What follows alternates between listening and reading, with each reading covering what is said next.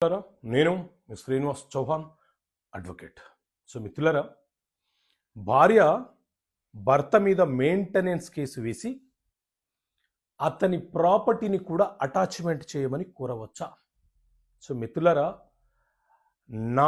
Narayana versus అచ్యుతంబ అనే కేసులో supreme court ఒక తీర్పునిచ్చింది.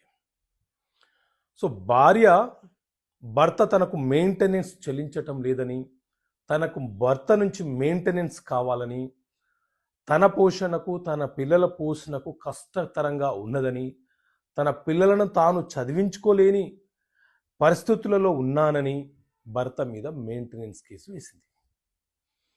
సో న్యాయస్థానము, ఫ్యామిలీ కోర్టు, కింది కోర్టు విచారణ జరిపి భర్త మెయింటెనెన్స్ చెల్లించాలి అని చెప్పి తీర్పునివ్వడం జరిగింది.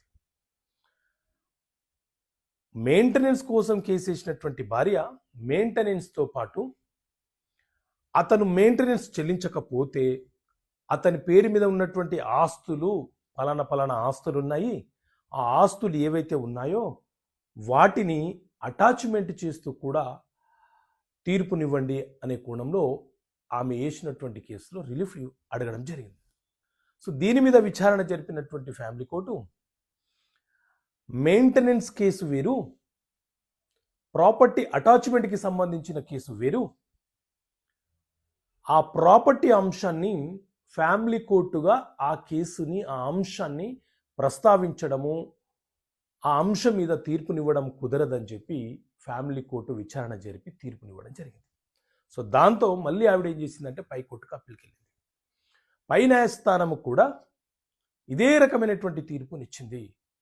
భర్త యొక్క ఆదాయం మీద మీరు మీ పోషణ కోసం, పిల్లల పోషణ కోసం మెయింటెనెన్స్ అడగవచ్చు, కానీ అతని ప్రాపర్టీస్ని అటాచ్మెంట్ చేయమని అడగడానికి అవకాశం ఉండదు. అటాచ్మెంట్ చేసే హక్కు సివిల్ కోర్టుకు ఉంటుందే కానీ ఫ్యామిలీ కోర్టుకు ఉండదు అని చెప్పి న్యాయస్థానము, అప్పీలేట్ కోర్టు తీర్పునివ్వడం జరిగింది.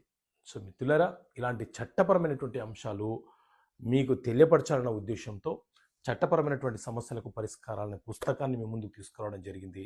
అలాగే ప్రతి నెల మీకు హైకోర్టు, సుప్రీంకోర్టు ఇచ్చే తీర్పులకు సంబంధించిన ఒక సంచికను కూడా మీ ముందుకు తీసుకొస్తున్నాము. సో మీకు కావాలనుకుంటే ఇక్కడ కనిపిస్తున్న నెంబర్ కాల్ చేసి ఈ పుస్తకాలను అలాగే ఈ మ్యాగజైన్ని పొందే అవకాశం మీకు ఉంటుంది. ఓకే మిత్రులారా, థ్యాంక్ యూ. జై హింద్.